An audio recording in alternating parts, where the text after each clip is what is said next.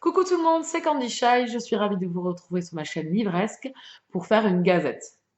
On va parler donc de trois de mes dernières lectures, donc je remonte encore une fois à début mars au niveau de ces lectures-là. Oui, ça fait un petit moment quand même, mais il fallait faire quand même les vidéos, donc nous voilà partis. Donc c'est les trois dernières lectures du mois de mars. On commence tout de suite avec Fidèle au poste d'Amélie Antoine aux éditions Michel Lafon. Donc ici nous sommes dans un thriller. J'ai adoré cette lecture. J'ai été agréablement surprise. J'ai suivi en fait tout cet engouement qu'il y avait eu sur Wattpad. Je pense que c'est ça. C'est un site où les auteurs écrivent des romans et pour les faire connaître. Et ensuite, cet auteur-là a réussi à se faire éditer. Et je suis ravie de cette découverte parce que c'est un contemporain. C'est noté thriller, ouais. Je mettrais plutôt drame, ouais. Suspense. Et j'étais vraiment super étonnée parce que je ne m'attendais pas du tout à ça dans le récit. Donc on suit ici un jeune homme qui perd sa femme, donc qui subit le deuil et qui rencontre une jeune femme qui sont là, qui l'entraîne dans un groupe pour euh, parler du deuil, faire son deuil, apprendre à vivre et à continuer à reprendre à vivre, à se reconstruire et à continuer à vivre. Voilà. Donc le départ, c'est à peu près ça. Donc, je ne vais pas vous en dire plus parce que c'est à découvrir. Alors, le fil conducteur de base, donc c'est ça, c'est le deuil. Mais l'auteur part dans un truc, je ne l'ai pas vu venir. Franchement, je ne l'ai pas vu venir du tout. Je pensais qu'il y avait du paranormal dedans. Et puis, voilà, j'ai été agréablement surprise parce que on a trois voix en fait dans ce récit-là. Donc, j'ai été agréablement. Donc, notre héros principal, la jeune femme qui l'aide et une tierce personne. Donc, pareil, je ne vous en parlerai pas plus, c'est à découvrir. Et j'ai été agréablement surprise par ce roman, par la façon dont l'auteur, en fait, réussit à nous berner totalement, comme elle a berné le héros de ce roman. Donc, on est tous bernés, en fait, dans ce récit-là. Donc, si vous voulez aller voir l'avis est posté sur le blog, c'est un suspense qui est thriller qui est vraiment très prenant. C'est un roman très très court. Je l'ai lu d'une traite, ça va très vite, donc les chapitres sont très courts et on alterne, donc, comme je vous disais, les points de vue. On fait avec trois personnages. Et ça amène de l'intensité et ça, en fait, ça nous embrouille également l'esprit sur ce que l'on va découvrir dans ce roman. Donc, je vous le conseille fortement. Fidèle au poste a été une agréable surprise, un livre vraiment très intéressant, très prenant. J'ai adoré les personnages principaux.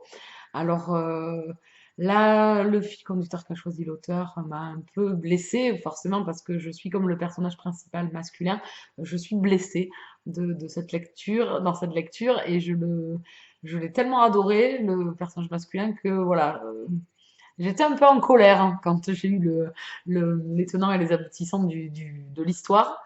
C'est vraiment superbement mené parce que voilà, j'ai gobé totalement et puis je ne l'ai pas vu arriver et c'était excellent. Voilà, donc je vous conseille Fidèle au poste, je crois que je lui ai mis 8 sur 10. Ensuite, je vous parle de Psy Changeling, le tome 11, le labyrinthe de désir de Nalini Singh aux éditions Milady, collection Bitlit. Ici, nous sommes dans de la romance paranormale. Pour ceux qui me suivent, qui n'auraient pas vu passer de Psy Changeling depuis très longtemps, je suis une grande adepte, oui, oui. Pour les fidèles, vous allez revoir ma saga Chouchou. Ça faisait très longtemps que je ne vous en avais pas parlé, puisque l'année dernière, en 2015, je n'ai lu aucun Psy Changeling. Et donc, en 2016, je rectifie le tir et j'ai enfin lu ce tome 11, euh, qui était excellent. Franchement, j'ai vu des avis mitigés sur ce tome 11, et mais franchement, moi j'ai adoré. Alors, les personnages principaux, cette fois-ci, sont Adria, pardon, que l'on a vu précédemment dans les tomes précédents, et le lieutenant, je ne me rappelle plus comment il s'appelle, par contre, le monsieur, il s'appelle Riaz. Voilà. Donc, Adria et Riaz m'ont beaucoup plu, j'ai beaucoup aimé leur romance, mais surtout, surtout, c'est qu'on a beaucoup de Selena et Hawk, qui sont les personnages du tome 10. Dans le tome 10, on en redemandait encore. Et là, je suis ravie parce que dans le tome 11, on a plein de moments Sienna Hawk. et c'est vraiment un pur régal. Voilà, moi j'ai adoré ce tome 11. On continue dans l'aventure, on continue dans les alliances, on continue dans les, la guerre qui se profile. Voilà, moi j'ai adoré ce roman-là. J'ai l'impression que c'est un peu un tome transitoire dans les sagas psy. Il y en avait eu un au tome, je ne veux pas dire de bêtises, puisqu'il s'appelle le tome 7. Il y avait eu comme une sorte de transitoire où les humains étaient beaucoup plus présents. Et voilà, ici, pareil, j'ai l'impression que c'est un peu transitoire parce que au niveau de l'action, il n'y en a pas énormément. Donc je pense qu'on est dans un moment ouais, de bascule en fait. Et j'ai adoré. Alors, Psy Changeling, pour vous le résumer vite, pour ceux qui ne connaîtraient pas, c'est de la romance paranormale. Donc ici, on est dans un univers de psy. Donc les psys sont des êtres euh, dénués de sentiments, d'émotions, donc c'est des êtres froids, et qui ont des dons à différentes échelles. Ils ont des dons, des capacités. Et les changelings sont des métamorphes. En fait, ça peut être des loups, des guépards, des léopards, des aigles, voilà. Donc, tout cet univers de changeling. Donc ici, en fait, depuis le départ, on suit surtout deux meutes, les Dark River et les Snowdarcers, donc qui sont des léopards et des loups. Deux meutes voilà, qui sont primordiales dans la saga. On croise d'autres meutes, mais c'est eux vraiment les leaders. Et les psys, donc je suis fan de cet univers-là parce que c'est un univers atypique en urban fantasy, enfin, dans ces univers de romance paranormale, dans ces univers d'urban fantasy. Je suis méga fan de cette saga, je vous la conseille fortement. Donc ici, comment vous dire que j'ai adoré, c'est un 9 sur 10, 10 sur 10, voilà, c'est la saga chouchou, donc même si on est dans un tome transitoire où il ne se passe pas énormément d'action, j'ai adoré retrouver Sienna et Hawk.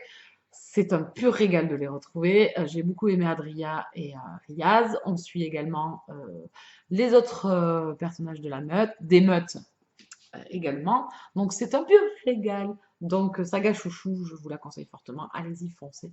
Si vous aimez la romance, ici romance ajoutée de métamorphes, euh, de pays, d'univers un peu fantastique, allez-y, foncez. C'est un pur régal. Et le dernier, ce sera les frères Gamble. Ici, c'est le tome 3, Garde du corps et quiproquo de J. Lin aux éditions Milady Collection, Milady Romance, collection Sensation. Donc, saga que j'ai terminée, ça y est, enfin une saga de fini. Ce tome 3 clôture la saga. Jenny Lin, pour ceux qui ne le sauraient pas, c'est Jennifer L. Armentrout, que l'on peut retrouver dans la saga Lux, ou alors sinon dans la saga Jeu de patience, en romance contemporaine.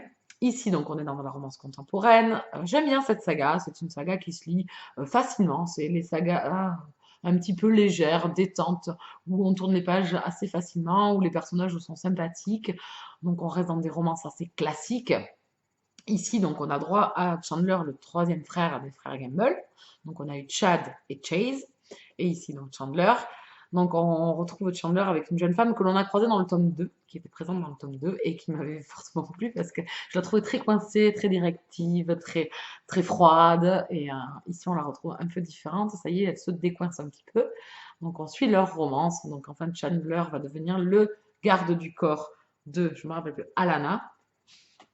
Et, euh, et c'est assez rigolo. Voilà, c'est un tome qui m'a fait plaisir. C'est des romances détentes. On leur demande que ça. C'est rafraîchissant. Donc ici, c'est des romances contemporaines les plus classiques. Vous avez un homme, une femme. Vous avez un tome surtout dans des quiproquos. Dans les trois tomes, il y a eu voilà, à chaque fois des petits incidents. Donc voilà, il y a une petite intrigue et les héros sont assez, c'est assez émouvant, c'est mignon, voilà, ça reste léger, c'est tout ce que je demande, c'est des lectures, voilà, qui sont sans prise de tête, qui font leur petit effet, que vous lisez rapidement, des petites romances sympas, vous arrivez quand même de toute façon à vous attacher au personnage, même si la romance reste somme toute classique, moi ça fonctionne, et ici ça l'a fait encore une fois avec les frères Gamble, donc je vous la conseille, ça reste des lectures détentes, donc je lui ai mis un 7 sur 10. Voilà pour les 3 lectures que j'ai faites. J'espère que certaines vous auront donné envie. N'hésitez pas à mettre un pouce si vous avez aimé la vidéo. Je vais y arriver. Merci pour ceux qui me suivent. Aux nouveaux arrivants, n'hésitez pas à vous abonner. Si vous avez des questions, etc., à vouloir discuter de certains de ces ouvrages ou d'autres, n'hésitez pas à me laisser un commentaire ou à venir discuter avec moi sur tous les réseaux sociaux. Vous pouvez me retrouver, Twitter, Facebook, Instagram, tout est marqué en barre d'infos. N'hésitez pas. Je vous embrasse très fort, très fort. Je vous souhaite une très bonne fin de journée et à bientôt. Ciao, ciao!